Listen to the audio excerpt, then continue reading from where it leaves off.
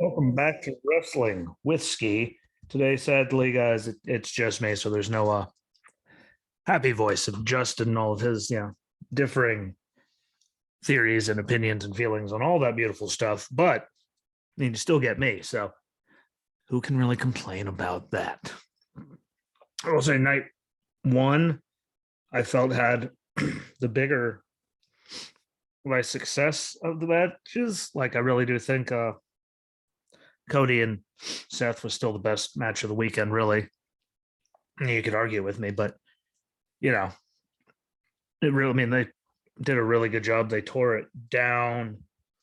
All those beautiful phrases you could use for it, but still, there's a lot more in night two that was better than a lot of us probably gave it credit for. So I will give them that. They did save themselves some, and then there's just dumb stuff. But we'll get into that. And I will say it was good to see Triple H do Triple H's entrance and thing one more time. Welcome everyone to WrestleMania. Leave all the thanks to everyone. He saw his kids and everyone there in the front row. Like, it was really good for him to at least be able to go out that way. I wish that would have been it and not an interview with Stephen A. Smith. And I don't like Stephen A. Smith. It just hurts my head. But I wish it wouldn't have been, with him. I should have been better in the ring doing it right there. But to see him come out, get to do that, leaves his boots in the ring, to signify everything in the end of it. And it's, again, health-wise, like, it's the right move. It's the appropriate move. It's the only move. So, anyone that wants to complain about it, they could piss off, shove off, all kinds of things off. But yeah, that was my other problem with, it was just Stephen A. Smith, getting the interview. But regardless, he left. I mean, I just watched back, him and Taker's matches from back when Taker was the American Badass. I got to see them at WrestleMania during that big fight that they had when they went all over the arena. And thanks for the memories is really all any of us should really say, because there was a lot of really good ones that return after his quad in Madison Square Garden, where that was just allowed to sustain anything. It was really amazing. Like, all the DX stuff when they had their last run there, it was more comical and all. Like, it was just, thanks for all of it. Was there things that we wish he could do different throughout it all? Yes. Was there stuff he did as a character to hurt our heads? Yes. But did he do it good? Did he entertain us? Did he have NXT? Look what NXT was. He did a really good job with all of it. So good on him. And his futures, and his health is more important than wrestling. So he shouldn't have been in the ring. Now he can't be in the ring. Wish he could have had a different match to be like his last match, so he could have went out properly without any of this happening. But that's how these things fall. Sadly, it's just the way the cookie crumbles with these things sometimes. But good on him, and it was a good goodbye to everybody from that part of his life there at WrestleMania. So it was a good way to start out the show, I thought. And it kept up with the Raw Tag Team titles, the triple threat match between RK Bro, the Alpha Academy, and the Street Profits. I'll say it was just as entertaining and good a match as we thought it was going to be. Really, I have a lot of my things on, Gable. Beautiful moonsault. He does so much stuff. Like, he can wrestle. And his character hurts everyone's head, but that's what it's supposed to do. And look what they're doing with Otis with him. And turned Otis into.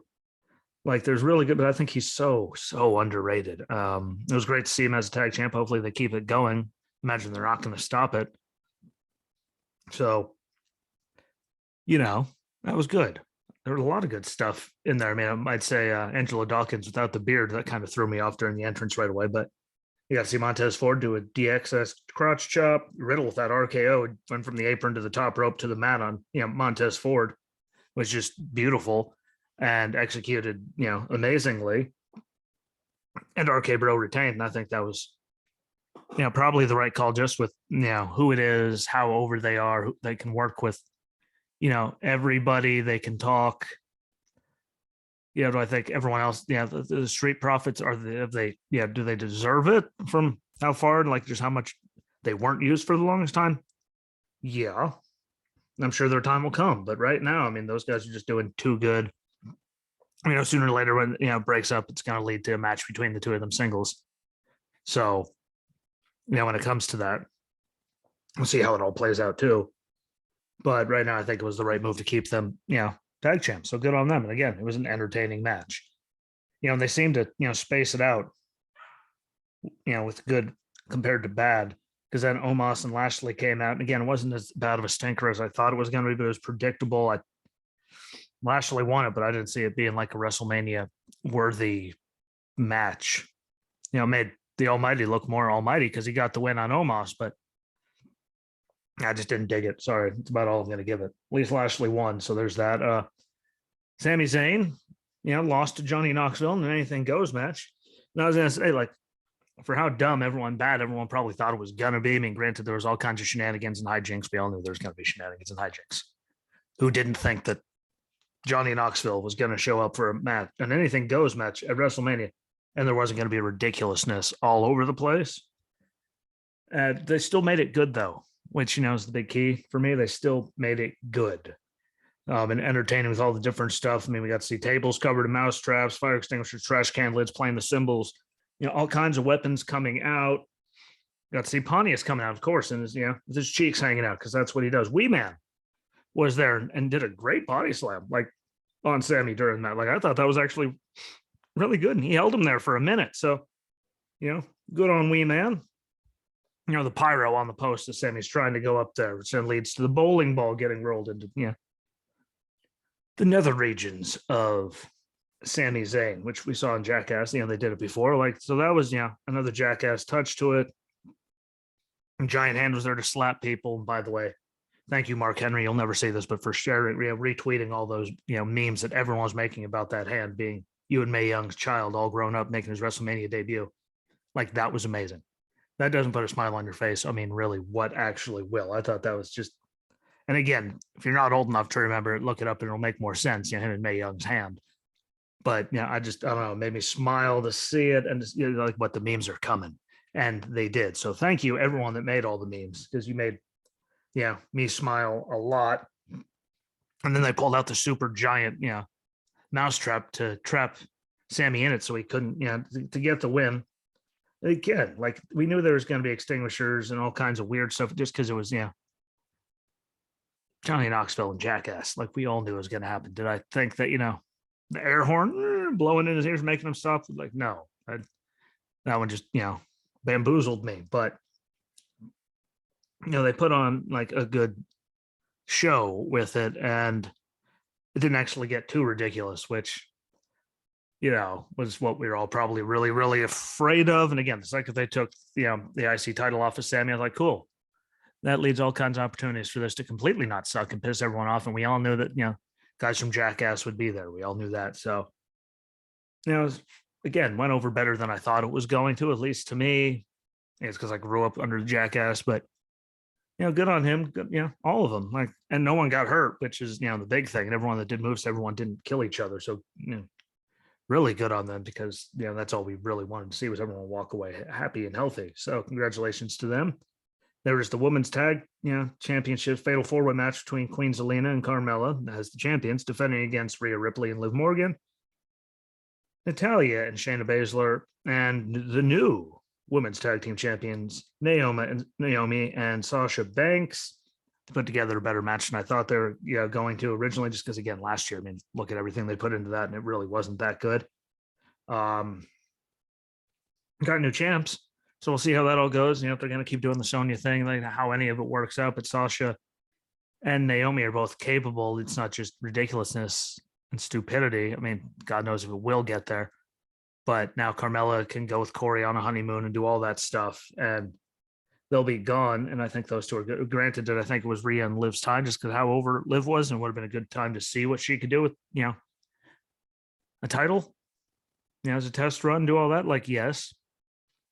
But, sooner or later, we all know Sasha's going to turn on Naomi, and we'll see how long it takes. So that's just how they always do it, unless they prove us wrong. But moral of the story is the match didn't suck as bad as I thought it was going to. Maybe I'm a hater. Maybe I'm something. I don't know. I just expected, a lot more stinkers out of everything. And that one was better than some of the ones we thought were going to be stinkers that actually were. But good on them. AJ, loses to Edge. Edge, great entrance there. And I saw a lot of people complaining about this match and dumping all over it. I didn't see why. Personally, I didn't see why. I mean, it started out nice and slow. It was kind of like a chess match to me. They started out just doing, it was a different kind of thing. It wasn't, it was a different side of Edge that we got to see that we didn't see for a long time. Just this whole new character thing that he's doing. So I was okay with, the match. It wasn't, the normal thing, but it wasn't a bad match. They put together a good match with all kinds of spots. There's good moves. There's good counters. Like they were actually out there doing really, really good with all kinds of stuff. And I thought it was good. I was glad to see Edge get up. The superplex off the top rope onto the ring apron. Like good to see him, get back up and keep going. Edge kicked out of a Styles Clash, which you really never see. And they did confirm that Damian Priest is now going to be in Edge's new faction that they're having him start with this whole thing. And he showed up at the end of the match, distracted AJ just by standing there. He goes for the phenomenal forearm, gets caught with a spear in midair. We're going to see, where do they go with it? I've heard rumors of other people's, names. I heard Ciampa's name even get thrown in there for something. So we'll see what happens. But again, people that were dumping all over that, I thought they put together, a good match. Edge still did his stuff. Edge can still wrestle. They still told a great story. Just, it's a different type of story. It wasn't the same thing as always. And I liked it because it was hard hitting. Again, counters, good wrestling. We saw submissions, striking. Like, they had a few big spots here and there. Like there was all kinds of good stuff. So so it was a little, didn't pick up the pace all that much, but I was okay with that. And like pace just going off the charts. Now that there's more types of wrestling than just going balls to the wall. So I don't know what people wanted, but I enjoyed it. And they had that one happen right before Sheamus and Ridge Holland beat Xavier Woods and Kofi Kingston of the New Day wearing gear that they fitted. And that was, what Big E would wear. And I'm paying homage to the brother that could not be there. And they get attacked as they get in the ring. And the match was literally like a minute and a half, 2 minutes long. So, like, and Butch attacked after the match. It was just like that really could have just cut the thing from the whole entire night. And I don't think anyone would have noticed. It was really just dumb to me. Correct me, where you think I'm wrong, comment away, but I hated it. Like they were going to have, like, it was already supposed to be short. If you're going to have, then move it on. Like, why even have it? Like the match did nothing. Like I literally looked down to like do something. I looked back up and it was already over. I remember when I did. Like that was it. Like, okay. Like I just didn't like it. I think it did nothing for anyone. Pat McAfee defeated Austin Theory in a match that again I was looking forward to because and Pat was impressive. We all know what Theory can do. We don't get to see Pat, show what he could do very often. I loved, I kind of dug the entrance with the Cowboys cheerleaders, even though we all know how I feel about the Cowboys and their cheerleaders. I don't care how good they are, how much they get paid. Still have to do with the Cowboys, so I don't like them. They're coming out to Seven Nation Army by the White Stripe. I dug it. Another thing I dug is you could tell how much he trained like before and during it, like to be able to have a match. Like you could tell he did because nothing looked like dangerous or bad or any of that, which is kind of really important when you think about it. Like he actually looked, really snug and good in there to me. I mean, everyone was landing perfectly flat. There was, no weird anything. And we got to, show what everyone was, worth. And Justin even called it. If you've listened to the show, yesterday, and he said, it'd be great to see Pat jump on commentary during the match. Well, whooping on Theory. Guess what? He did, which was a very Pat thing to do. His swanton was good. I mean, that was a beautiful, beautiful swanton. You see some people like now they can't even like flip like that and make it look good. So good on them. His backflip off the top rope and landing on his feet shows how athletic he is, springing right back up to the top rope and doing a superplex, seemingly his thing because he did it against Adam Cole back in the black and gold days of NXT. And makes it look so easy. So, I mean, he is a freaky athlete. And again, he's trained. He has done training, so you could see it. But, he does really, like, those are his thing, and I'm okay with it. Because, his matches in that aren't terrible. And he can actually, wrestle. Is he the most magnificent wrestler ever? No. But can he actually safely wrestle? Yes. And he got, he countered the A-Town down. Yeah, rolled him up, got the win. Good on Pat.